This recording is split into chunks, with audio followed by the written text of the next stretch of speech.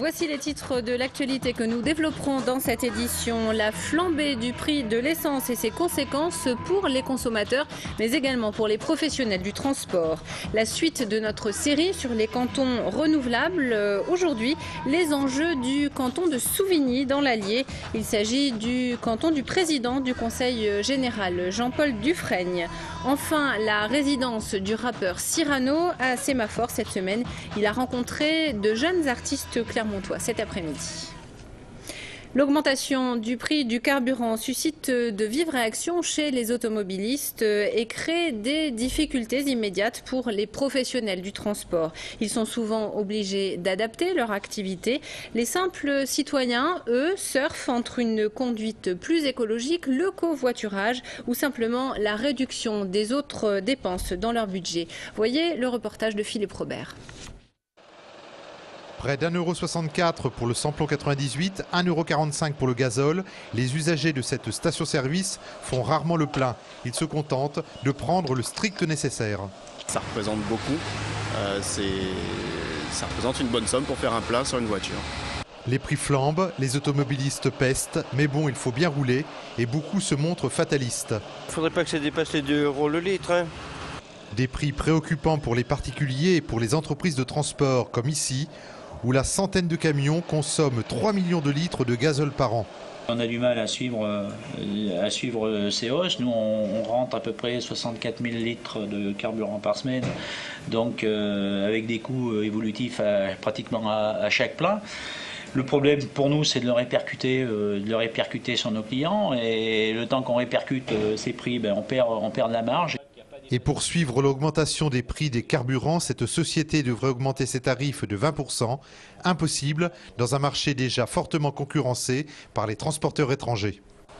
Du côté des supermarchés, les prix restent certes inférieurs aux stations-service des grands pétroliers. Pas de quoi toutefois être optimiste et les consommateurs ne sont pas dupes quant aux raisons évoquées pour justifier de telles augmentations. Certainement avec tout ce qui se passe dans les pays du Maghreb, certainement, mais je pense que certains doivent en profiter aussi.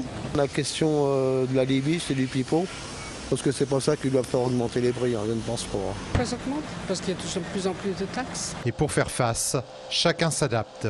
On limite les trajets, c'est vrai que c'est pas évident. Il faut rouler à la vitesse indiquée, c'est tout, il ne faut pas abuser, et on consomme moins. Et on va plus loin.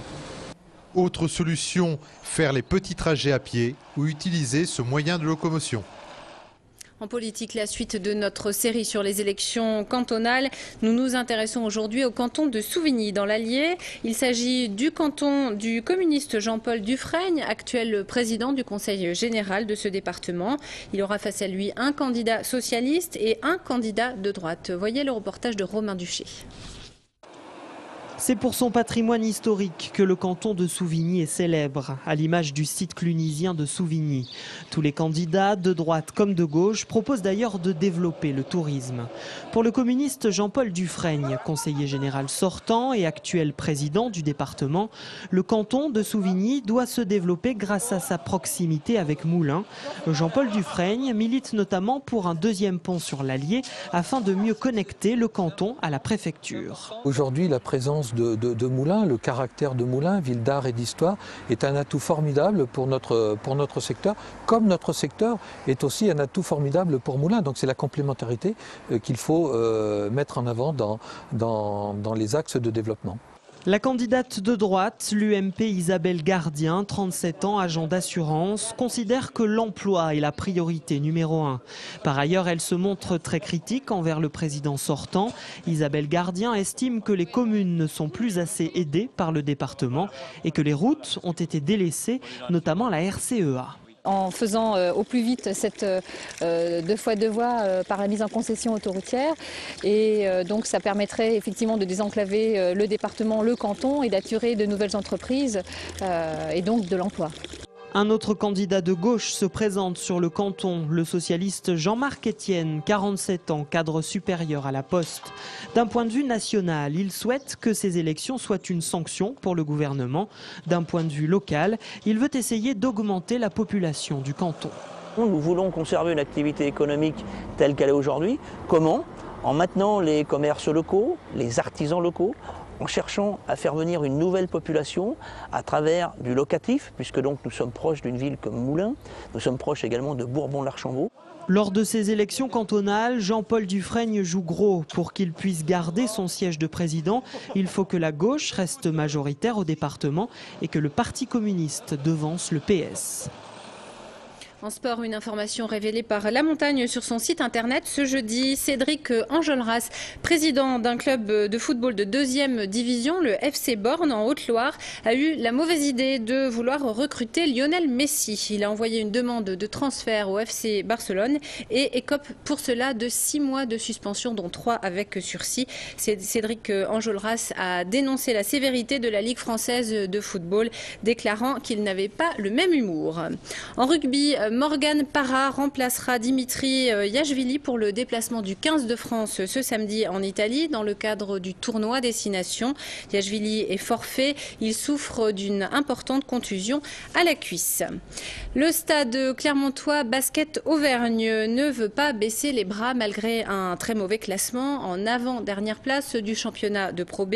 Les hommes de Régis Racine restent sur leur victoire à Lille avant d'accueillir demain l'équipe de Boulogne-sur-Mer à la Maison des Sports de Clermont-Ferrand. Un deuxième succès consécutif permettrait aux Clermontois de croire encore au maintien. Les commentaires de Martial Delecluse. Après la gifle reçue à domicile le 25 février face à Aix-Maurienne, ont pensé les Clermontois au fond du trou. Privé de plusieurs joueurs, le stade s'est pourtant imposé vendredi dernier à Lille. Un succès inespéré qui a mis fin à une série de 7 défaites consécutives.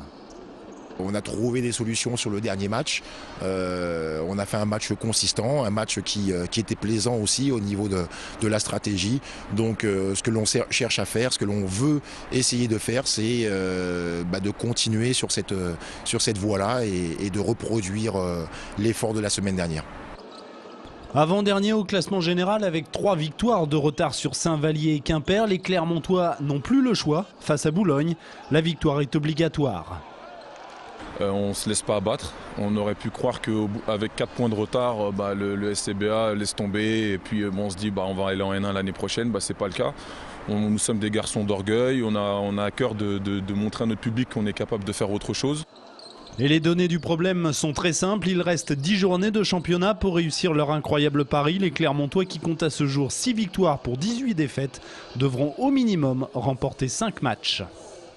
On passe à la musique. Le chanteur clermontois Sam recevra le prix des écritures de la chanson française le 23 mars prochain à Nantes en présence de Francis Cabrel. Il s'agit d'un prix visant à encourager les jeunes artistes repérés lors des rencontres d'Astafor. Prochaine date de Sam dans l'agglo, le 16 mars à la Deduche, le 18 à la coopérative de mai en première partie de Joyce Jonathan. Le rappeur Cyrano est en résidence à Sémaphore, un séjour qui s'achèvera demain par un concert dans la salle de spectacle de Sébaza.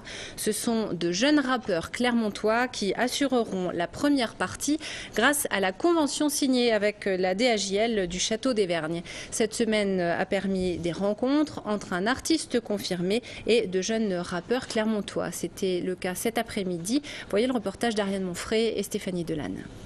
À droite, à gauche, à droite, à droite.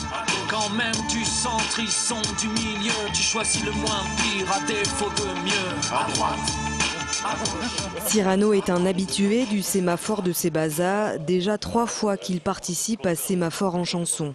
Aujourd'hui, il prépare la tournée de son album à la fin de l'envoi et il a pris le temps d'échanger avec ces jeunes rappeurs du Château d'Évergne.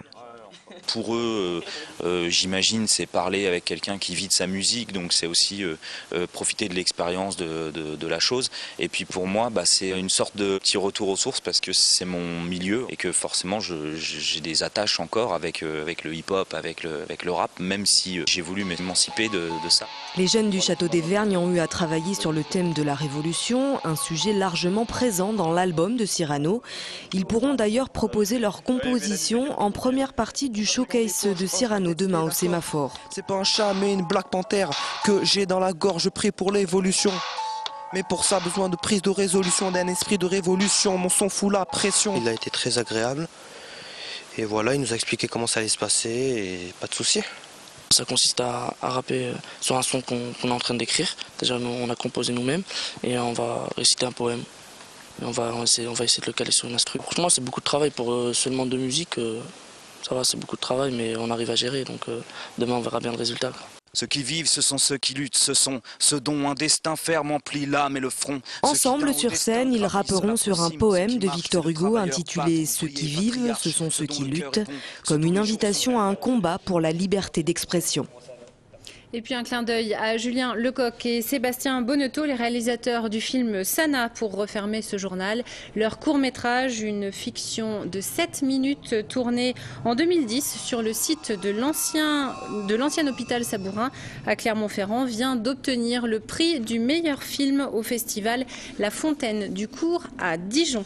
Fin de cette édition, merci de l'avoir suivi. Dans un instant, la météo, l'invité politique et la rubrique nature. À tout de suite. Toute l'actu locale est aussi en ligne. Retrouvez votre JT sur clermontpremière.com.